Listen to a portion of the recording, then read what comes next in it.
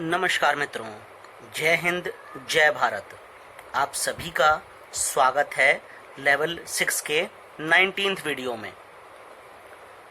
इसमें हम लोग देखने वाले हैं एक्सप्रेशंस विद वेरिएबल्स और इक्वेशंस के बारे में पढ़ने वाले हैं।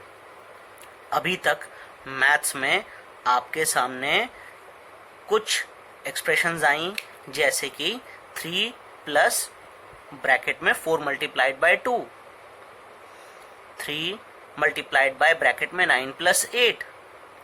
इन जैसी टर्म्स को हम लोग बोलते हैं एक्सप्रेशंस। वेरिएबल्स की हेल्प से भी आप एक्सप्रेशंस को लिख सकते हैं।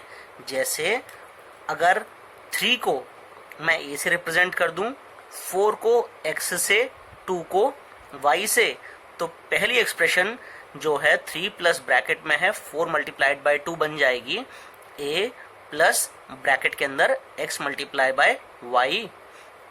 सिमिलरली अगर मैं इस दूसरी एक्सप्रेशन में 3 को a से रिप्रेजेंट कर दूं, 9 को b से और 8 को c से, तो जो मेरी एक्सप्रेशन है 3 मल्टीप्लाइड बाय ब्रैकेट में है 9 प्लस 8, वो बन जाएगी a मल्टीप्लाइड बाय ब्रैकेट में आ जाएगा b प्लस c। एक खास बात याद है कि variables can take different values और उनकी कुछ भी फिक्स्ड वैल्यू नहीं होती, लेकिन वेरिएबल्स आर नंबर्स। तो आप वेरिएबल्स के साथ में एडिशन, सब्ट्रैक्शन, मल्टीप्लिकेशन और डिवीजन भी इजीली कर सकते हैं। अगर आपके पास एक एक्सप्रेशन है, एक 3 मल्टीप्लाइड बाय 4 प्लस 2, इस केस में 3 मल्टीप्लाइड बाय 4 आप पहले करेंगे तो 12 प्लस 2 इज 14। जबकि अगर आपके पास एक्सप्रेशन हो 3x प्लस 2, तो इस एक्सप्रेशन को आप x की किसी भी स्पेसिफिक वैल्यू के लिए इवेल्युएट कर सकते हैं। यानी कि अगर मैं x की वैल्यू 1 मान लूं तो ये एक्सप्रेशन बन जाएगा 3 मल्टीप्लाइड बाय 1 प्लस 2, यानी 3 1 जा 3 प्लस 2 इज 5। इस एक्सप्रेशन की जो वैल्यू आएगी वो तभी आएगी जब आप x की वैल्यू को फिक्स कर देंगे, वरना इस एक्सप्रेशन की वैल्यू निकाल पाना पॉसिबल नहीं है। आइए अब बनाना सीखते हैं कुछ एक्सप्रेशंस विद वेरिएबल्स। सबसे पहली सिचुएशन है how old you will be after 4 years, यानी आज के 4 साल बाद आपकी एज क्या होगी। हो सकता है आप लोगों में से किसी की एज, जो भी लोग ये वीडियो देख रहे हैं, आज 10 साल हो या फिर 16 साल हो या 20 साल हो, और आज के 4 साल बाद आपकी एज में +4 हो जाएगा। तो अगर मैं आप सब लोगों के लिए एक कॉमन एक्सप्रेशन बनाना चाहूँ तो उसके लिए मुझे आप लोगों की एज x ईयर्स मान लेनी पड़ेगी। तो आज के 4 साल बाद आपकी एज क्या हो जाएगी? That will be x plus 4 years. तो x प्लस 4 ईयर्स जो एक्सप्रेशन है वो आप सभी लोग जितने भी ये वीडियो देख रहे हैं उन सब के लिए एप्लीकेबल है। अब अगर मैं कहूँ कि आपकी 2 साल पहले क्या एज थी, यानी बिफोर 2 ईयर्स, तो अगर मैं अभी आज की डेट में आपकी एज x ईयर्स मान लेता हूँ तो 2 साल पहले आपकी एज हो गई x माइनस 2 ईयर्स। और ये जनरल इक्वेशन है जो एप्लीकेबल है सबके लिए। एक और एग्जांपल लेते हैं। Price of petrol is 10 rupees more than that of diesel, मतलब डीजल के प्राइस से 10 रुपए ज्यादा महंगा पेट्रोल है। तो इस केस में मैं क्या कर सकता हूँ? Let x be the price of diesel. अगर मैं x rupees price of diesel मान लेता हूँ तो पेट्रोल का प्राइस क्या हो जाएगा? पेट्रोल का price will be x plus 10 rupees. In example से आप समझ ही गए होंगे कि किस टाइप से एक्सप्रेशंस बनाए जाते हैं। आइए अब जानते हैं इक्वेशंस के बारे में। अलजेब्रा के पहले पार्ट में मैंने पेन का एग्जाम्पल लिया था, वो भी मल्टी कलर पेन का, जिस एक पेन में 4 रिफिल्स थी। तो अगर एक कंप्लीटली एग्जॉस्टेड पेन है और मुझे उसे रिफिल करना है तो मुझे 4 रिफिल्स की रिक्वायरमेंट थी। अगर 2 पेन्स को रिफिल करना हो तो 8 रिफिल्स लगेंगी और 3 पेन्स के लिए मुझे 12 रिफिल्स चाहिए एंड सो ऑन। और जनरलाइज्ड फॉर्म में मैंने नंबर ऑफ रिफिल्स रिक्वायर्ड लिखी थी 4 into n, where n is the number of pens जिनकी रिफिलिंग करनी है। लेकिन अगर आपको 16 रिफिल दी जाएं तो आप कितने पेन को रिफिल कर पाएंगे? आइए देखते हैं कैसे निकाला जाता है इसका सोल्यूशन।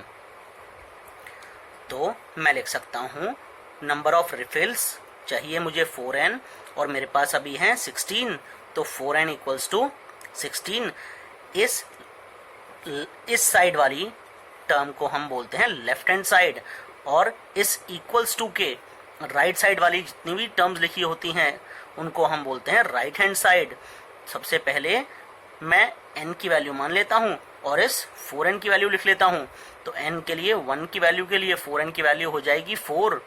तो क्या राइट हैंड साइड यानी 16 यहाँ लिखा है क्या 16 के बराबर है? नहीं है। सिमिलरली अगर मैं n की वैल्यू 2 मान लूँ तो 4n की वैल्यू आ रही है 8। ये 8 16 के बराबर है क्या? नहीं है। सिमिलरली जब मैं पहुँचता हूँ n इक्वल्स टू 4 पे तो 4 मल्टीप्लाइड बाई 4 इज 16। मेरी कंडीशन ये सेटिस्फाई हो रही है, यानी कि मेरे 4 पेन्स रिफिल हो सकते हैं 16 रिफिल्स द्वारा। सिमिलरली अगर मैं n की वैल्यू 5 और 6 रखता हूँ तब भी ये देखता हूँ कि कंडीशन सेटिस्फाई नहीं हो पा रही है। इक्वेशन जैसे कि 4n इक्वल्स टू 16 ये कंडीशन होती है वेरिएबल के ऊपर और वो कंडीशन किसी भी डेफिनेट वैल्यू ऑफ वेरिएबल के लिए सेटिस्फाई होती है। अभी मैंने कुछ देर पहले आपको बताया था कि इस इक्वेशन में इस वाली साइड को हम बोलते हैं लेफ्ट हैंड साइड और इस वाली साइड को बोलते हैं राइट हैंड साइड। अगर लेफ्ट हैंड साइड और राइट हैंड साइड दोनों में से कहीं पर भी वेरिएबल नहीं है तो उस टाइप की इक्वेशन को हम न्यूमेरिकल इक्वेशन बोलते हैं, जैसे कि 4 + 2 = 6। यहाँ पर कोई भी वेरिएबल नहीं है इसलिए ये है न्यूमेरिकल इक्वेशन। 8 - 4 = 4 ये भी न्यूमेरिकल इक्वेशन है। लेकिन नॉर्मली इक्वेशन जो शब्द है हम उसे यूज करते हैं जहाँ पर कोई ना कोई एक वेरिएबल दिया हुआ हो, जैसे 4 × n = 16। यहाँ पर n क्या है? n is a variable. और एग्जाम्पल लेते हैं 4 + a = 9। इस केस में वेरिएबल a है। एक और एग्जाम्पल 9 - b = 4। इस केस में b वेरिएबल है। Similarly 4n = 16। इसमें वेरिएबल है n और n = 4 जो है वो इक्वेशन को सेटिस्फाई करता है, इसलिए n = 4 is the solution and it can be said that the value of variable in an equation which satisfy the equation is called solution to the equation। means जो भी value variable की इस equation को satisfy करे that value will be called as solution of this equation। जैसे हमने अभी कुछ देर पहले सीखा था इस इक्वेशन को सॉल्व करना। 4n = 16 तो for values of n 4n की वैल्यू क्या होगी? हमने देखा था for value of n = 1 4n will be 4। क्या ये 16 के बराबर है? नहीं, तो आंसर था हमारा no. Similarly for value of n = 2 4n was equal to 8। तब भी हमारी कंडीशन सेटिस्फाई नहीं हो रही थी। लेकिन जब हमने देखा n = 4 पुट करके तो हमने देखा 4n जो है वो हमारा 16 निकल के आता है और राइट हैंड साइड में भी हमारे 16 है। यहाँ पे हमारी कंडीशन सेटिस्फाई हो जाती है। इस मेथड को हम लोग बोलते हैं ट्रायल एंड एरर मेथड और ये डायरेक्ट या प्रैक्टिकल वे नहीं है। इस वीडियो में बस इतना ही। जय हिंद, जय भारत। आप लोगों में से जिन लोगों ने चैनल सब्सक्राइब ना किया हो प्लीज़ चैनल को सब्सक्राइब करिए। अगर वीडियो अच्छा लगा हो तो लाइक करिए और अगर ऐसे ही वीडियोस के अपलोड्स मैं जब भी करूं आप चाहें कि वो इन्फॉर्मेशन आप तक पहुंचे, उसके लिए बेल आइकन को ज़रूर प्रेस करें। जय हिंद, जय भारत।